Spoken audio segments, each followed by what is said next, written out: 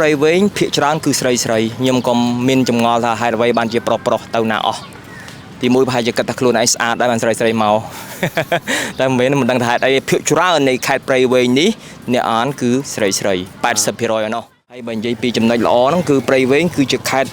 ដំបូងដែលមានថ្នាក់ដឹកនាំដែលខ្ញុំដាក់ម៉ោងរាប់គឺ1ម៉ោង46នាទីឃើញថាថ្នាក់ដឹកនាំលោកជំទាវប្រពន្ធអភិបាលខេត្តគាត់នាំក្រុមការងាររដ្ឋបាលខេត្តទាំងអស់មកអង្គុយអានលើផ្លូវហ្នឹងដោយអត់មានការផ្លាស់ប្ដូរទីកន្លែងកៅអីងើបឈរងើបអីទេគឺថាអានយ៉ាងស្ងៀមស្ងាត់សម្រាប់ព្រៃវែងនេះមិនដែរបងខុសពីខេត្តផ្សេងបែបមិនទៅបងព្រៃវែងជាខេត្តទី6បើនិយាយពីចំណុចពិសេសរបស់ព្រៃវែងហ្នឹង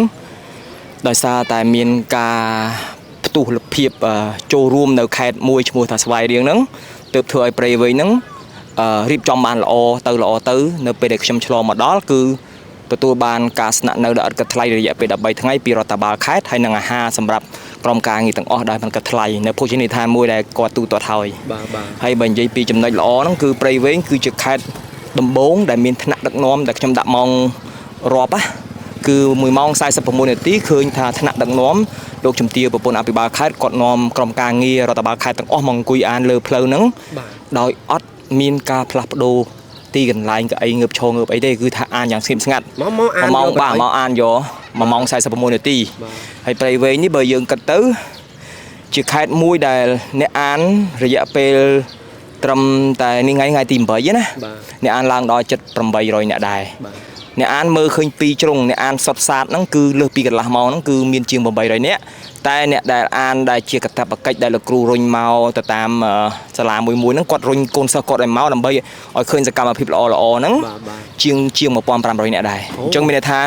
គាត់មិនមែនមកអានទេក៏ប៉ុន្តែគាត់មកឲ្យស្គាល់ឲ្យឃើញថាមានការងារហ្នឹងវាផុសផុលនៅខេត្តគាត់ណាអូអញ្ចឹងមានន័យថាមានលោកគ្រូអ្នកគ្រូគាត់នាំកូនសិស្សមកច្រើនដែរអញ្ចឹងណាតាមបណ្ដាសាលាទាំងអស់នៅក្នុងក្រុងព្រៃវែងនេះគឺរុញមកទាំងអស់រុញមកឲ្យក្មេងស្គាល់ពីថ្នាក់ទី7ក៏មក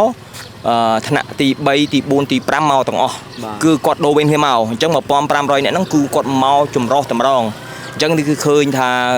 ឃើញគាត់មកមានការគ្រប់គ្រងនិងគាត់មកស្គាល់ការរៀបចំទុកដាក់សិភៅឬក៏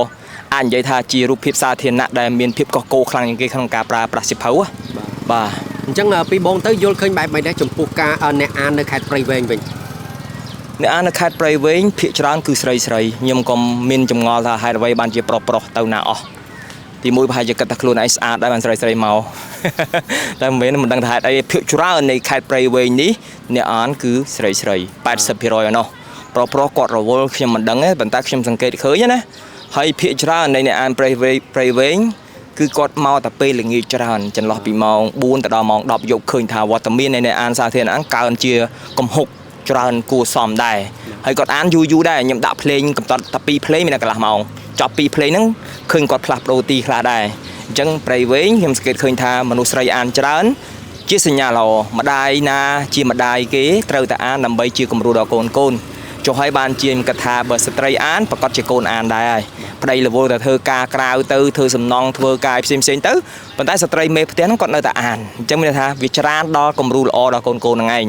បាទហ្នឹងកំណត់ខ្ញុំតាក់ទងនឹងព្រៃវែងណាអញ្ចឹងក៏យើងនៅតែអំពាវនាវបងប្អូនយុវជនប្រុសបាទកុំភ្លេចមកចូលរួមអានសៀវភៅដើម្បីឲ្យមានភាព balance គ្នាជាមួយនឹងបងប្អូនខាង